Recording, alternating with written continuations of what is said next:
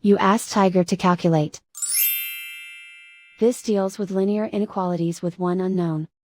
The final result is x smaller than 24. Let's solve it step by step. Group all constants on the right side of the inequality. Add 8 to both sides.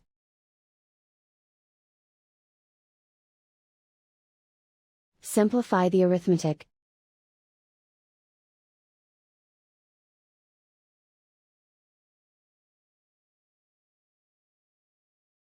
Isolate the x. Divide both sides by 2.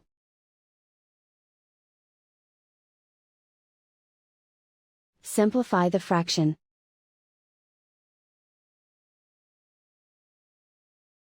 Find the greatest common factor of the numerator and denominator.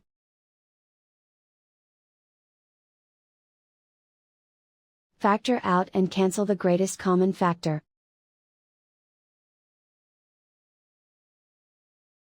Plot the solution on a coordinate grid. And so the final result is x smaller than 24.